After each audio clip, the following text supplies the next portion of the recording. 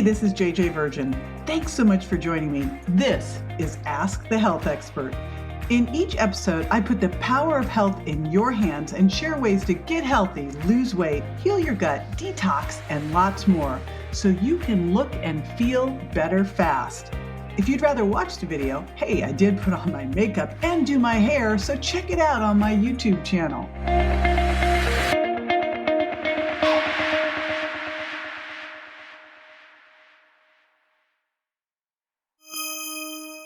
It's so mission critical for your health to get your blood sugar under control. But how exactly do you do that? Well, no surprise, it starts with food.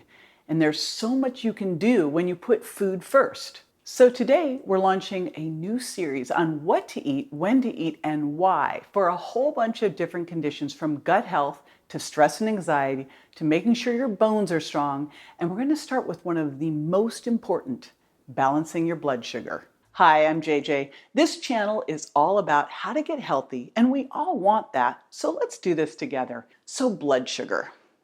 Getting your blood sugar under control is the single most important thing you can do to get healthy. And it can help you lose weight and keep it off too. So if that's your goal, that usually happens as a bonus. So let's get into what to eat, when to eat, and why to balance your blood sugar. And I'm going to help you feel better fast just by improving what's at the end of your fork. Now, first, to drive the point home, you probably know that if your blood sugar is all over the place, it can have a serious impact on your risk of chronic disease, your weight, your mood, your stress and anxiety levels, really, you name it, pretty much everything. So you have to know what your levels are and connect the dots to what happens to your blood sugar when you eat certain things. Now, if you don't know what a normal level is, normal is having a fasting blood sugar level less than 100 mgs per DL. But normal's not ideal, right? I really like you to be more in the 75 to 85 range. And to get there, you can use a CGM for a month or two to really dial in your blood sugar regulation. And if you just went CGM, what? A continuous glucose monitor. More on that in a minute. So the goal is using what you eat and what you don't to balance your blood sugar. And to balance your blood sugar, you've got to lower your sugar impact. Now, I wrote the Sugar Impact Diet specifically for this. It's a 2-week plan to help you lower the impact of sugar in your diet by moving from high sugar impact foods to lower sugar impact foods by making simple, easy, delicious, healthy swaps. So all these good things happen and you don't feel like you're missing out. Foods are rated based on nutrient density and fiber, the good guys, versus the impact these foods have on your blood sugar and insulin and how much fructose they have. Those would be called the bad guys. And you'll be able to identify which foods to choose and which to lose for the best blood sugar balance. So check out the Sugar Impact Diet if you'd like to get on my program to lower your sugar impact. Now, sugar is sneaky, and food manufacturers use all different names for it on the label. So you really have to be careful. You have to be super aware. When you're eating processed foods, the sugar and refined carbs in them spike your blood sugar. And part of the problem is that a lot of the times they don't have any fiber in them either, and that's what will slow down that sugar surge. So to lower your sugar impact, you not only have to manage your carb intake, you also need to eat more fiber. And you also want to focus on getting enough protein and healthy fats. I mean, they're really key for blood sugar and insulin control. So protein at every meal has got to be a priority. I like to say protein first, and here's why. Protein slows down digestion and prevents blood sugar spikes after you eat, and it helps you feel full. It's critical for satiety.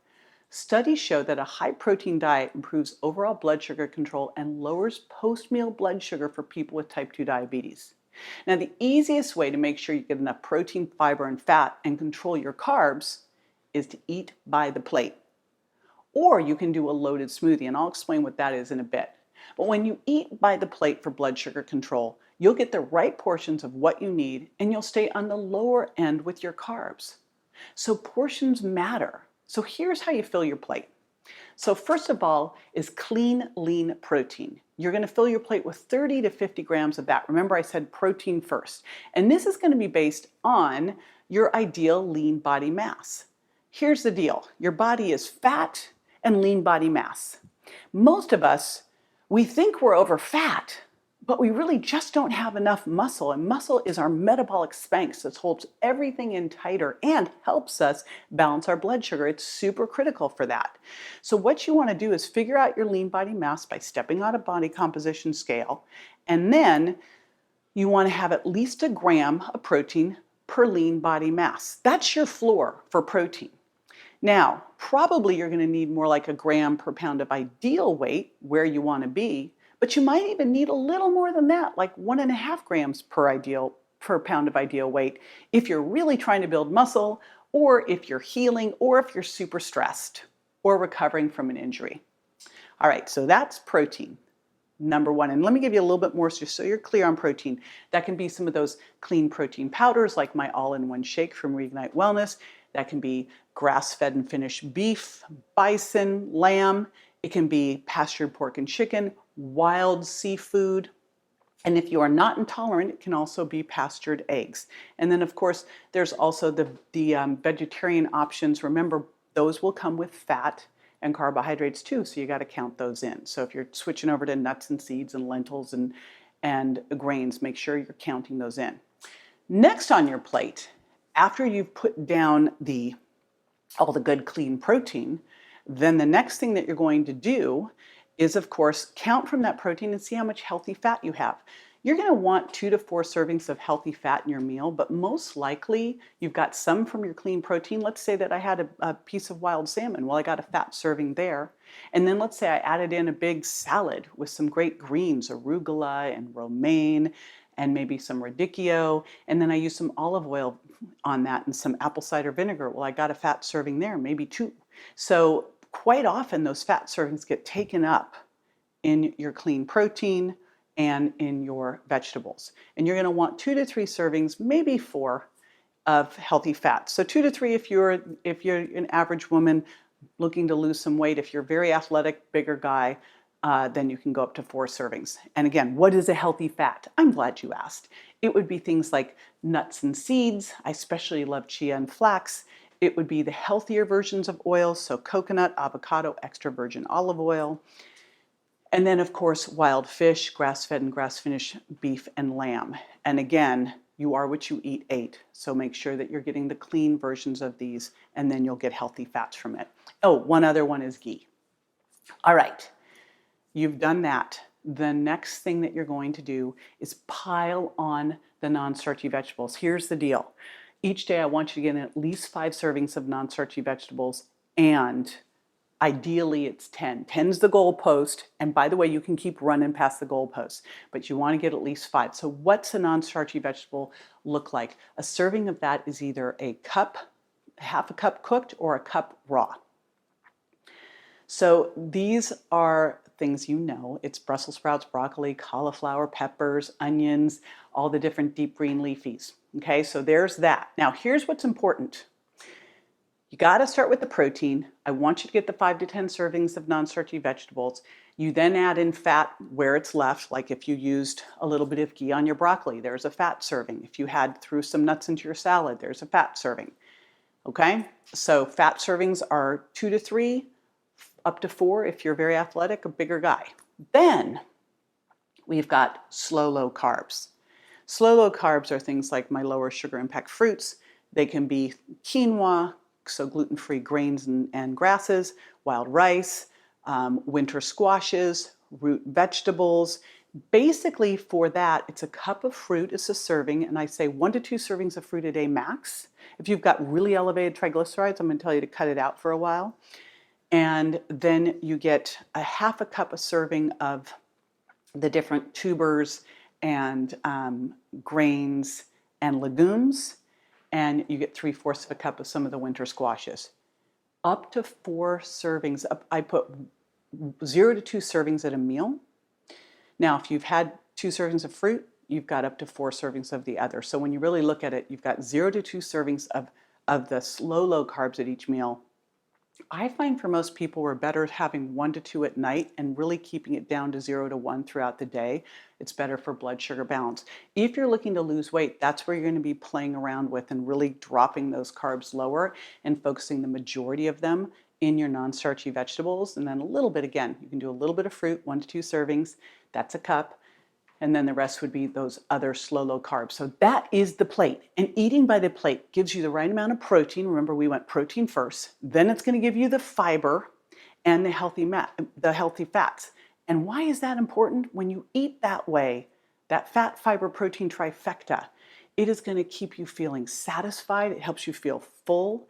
It allows you to go 4 to 6 hours between meals. It helps you access stored body fat for fuel because your blood sugar is not spiking and your insulin's able to return to resting levels faster. So all of a sudden you get off that merry-go-round of spikes and crashes and that feeling that you're always hungry. It's like you just ate and you're hungry.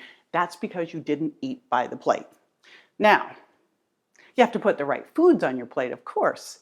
So to eat to balance your blood sugar and lower your sugar impact, you're going to swap foods that are hurting you for foods that can heal you.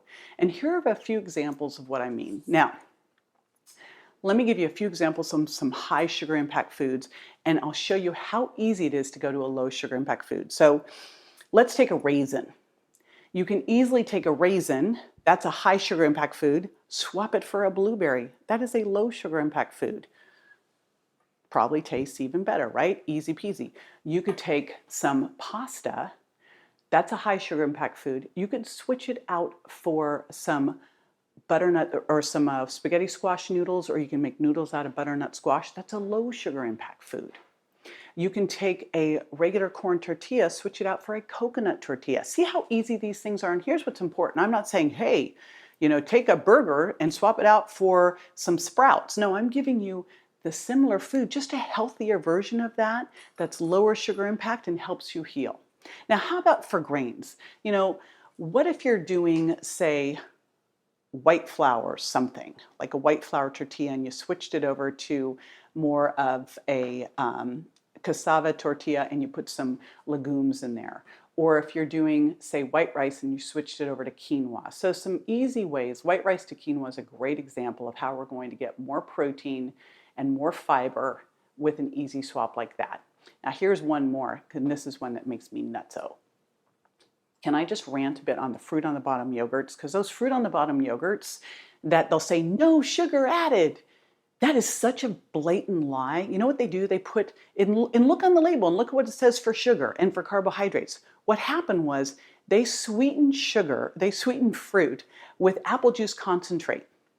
And then they can say no sugar added, but apple juice concentrate actually has more fructose than a soda, right? Apple juice has more fructose than a soda. So beware of those fruit on the bottom. By the way, they're more expensive anyway. All you do is you get yourself some great plain almond Greek style yogurt. I'm digging Kite Hill. And then I actually stir in some of my all-in-one protein powder. I love stirring in the vanilla. So now I've got this vanilla higher protein Greek yogurt, and then put berries on top and maybe put a couple nuts on top too. So see how easy that is? That was a simple swap. There you go. I hope you're salivating. And speaking of that last swap, swap out anything that says no fat or low fat, because I can guarantee you that those foods you're eating have way more sugar than you think. When it's low fat, pretty much it's code for high sugar. I mean, that fat-free raspberry vinaigrette that you just poured on your salad thinking that you were doing good, that just turned your salad into a sundae. Now, if you need a little supplemental support, I highly recommend vitamin D3. Now, vitamin D3, you want to take it with K1 and 2. It is super critical. Most of us are deficient in it. I rarely see someone who's actually where they need to be on a vitamin D test, 25 hydroxy vitamin D test. You want to be between 50 and 80 mgs per ml, and I rarely ever see someone there. There's so many reasons vitamin D is important, but for this area, blood sugar control, it's super key critical because it helps with insulin sensitivity. Now, the other one I love, and my new supplement I'm obsessed with, is berberine. Berberine has been shown to lower blood sugar levels in people who have type 2 diabetes. And then, of course, fish oil is super duper important. Omega-3 fish oil supplementation can help your insulin receptors hear insulin better. So it helps improve insulin sensitivity. It also, of course, helps lower inflammation. All right, we said it was the what, and then we said we'd talk when. So what about the when? What does meal timing look like when you're trying to balance your blood sugar? Well, one of the best tools ever for this is something I'm sure you've heard, It's intermittent fasting. It's amazing for controlling your blood sugar. And the reason is that it creates a food gap. It gives your body a break from digesting. Because every time you eat, think about it. You eat, what happens? Your body's blood sugar comes up and your body raises insulin. So we want to give your body a break from that. Now, there's different kinds of intermittent fasting, but they all focus on when you eat. So they limit meals to specific windows of time. Now, here's the first step. Because you're eating by the plate, this will now be easy. The first thing you want to do is go 12 to 14 hours between meals with no snacking. So when I have people eat by the plate, the first thing I say is, all right, eat by the plate, cut the snacks out. What are you doing in between snacking? You're drinking. This is iced green tea. So you're drinking water, sparkling water, coffee, iced green tea, tea in between meals. So first thing is no snacking. Next, stop eating at least 3 hours before bed. 4 is better. No, don't go to bed early or late. Do not do that. So that's another thing we're doing. Then push your breakfast a little bit later. So let's think about it. You ate dinner at 7, you went to bed at 10, you woke up at 6, you ate breakfast at 7, that's a 12-hour. You ate breakfast at 9, that's 14-hour overnight fast. Then maybe you push breakfast to brunch at 10 and maybe you dropped your dinner to 6. All of a sudden, you've got a 16-hour fast. See how easy this is to do? But remember, when you're fasting, you're not eating. You're fasting, which means you can have water, you can have black tea, you can have sparkling water, but you can't have like fruit juice squeezed in your water, that kind of stuff. That's not fasting. So in that 12 to 14 to 16-hour overnight fast, we're not eating, but we can be having fluids. In fact, you want to be. Now, when it's time to break your fast, and whether it's morning, midday, I want you to do it with a loaded smoothie. I am a huge fan of loaded smoothies, and here's why. Quite often I see that people, when they break their fast, breakfast, they have dessert. So they're breaking their fast, they're sitting down, they're having a muffin and a latte. Well, put a muffin and a cupcake side by side. Take the frosting off the cupcake. What do you have? Lo and behold, it's a muffin. So just think of that muffin as a cupcake without the icing. It's loaded with sugar. It's high sugar impact. And then you have that latte. Maybe you had the skinny latte because you're being good, but you had the non-fat milk. Remember what we said about non-fat? More sugar. So you just started the day, whenever you started the day, with a big sugar hit. And that activates the second meal phenomenon. And now you're on a roller coaster all day long where you're going to be hungry even though you just ate. So please, let's not have that. So we're going to do a loaded smoothie instead, which means you're going to use my Reignite Wellness all-in-one protein powder to start. So you get a good hit of clean protein, whether it's plant-based or paleo. Then you add in an unsweetened nut milks for some healthy fats. Then you're going to throw in some fiber too. And I love avocado or some seeds. So I get both fiber and fat. And then you might throw in a little bit of non-starchy vegetables, a little bit of fruit. But again, we're doing this so we're getting a good protein, fat, and fiber hit, right? Loaded smoothie. All right, let's just kind of walk through what your fasting day can look like. All right, you get up in the morning, you do a meditation, you do a little fasted workout. I'm talking, this is my ideal. This is my dream for you. You do a little fasted workout. You had some black coffee before that, so you're really burning fat. Then you have kind of a late breakfast brunchy thing. And maybe you're doing that and you have that around 10. And then around 2, you have a big salad with some protein. And around 5:36, you have some salad and some vegetables and some more proteins like some salmon. Easy peasy. Let's say if you wake up at 7 and you're on a 12-hour fast, you could have water, coffee, or tea in the morning, then eat breakfast at 8, lunch at 1:30, and dinner at 7. See how easy this is? On a 14-hour fast, just like that, all you do is eat dinner an hour earlier and push breakfast an hour later. It's really, really easy. Now, I will tell you, I like you to start first with eating by the plate. Then I want you to make sure you kick out the snacks. Start kicking in the water and the iced green tea and all of that. Remember, getting your fluid intake up, proper hydration is key for metabolism and detox. Then make sure you stop eating 3 to 4 hours before bed. Then let's start pushing breakfast. And you can see how easy this is to get to that 12 to 14 hours. But 16 hours is really the biggest bang for your metabolic buck, and it really helps restore insulin sensitivity and good blood sugar balance. It does something called autophagy. Autophagy is where your body takes out the cellular trash. So it's like a deep cellular detox of getting rid of stuff that needs to go. So we ultimately want to get into some of these 16-hour fasts, and I tend to do them like on the weekend. I'll sleep in a bit, and then I'll have a brunch and an early dinner. It works out really well. So you see how easy this is? I mean, that could be on the weekend. Maybe you have brunch, say, between 10 and 11.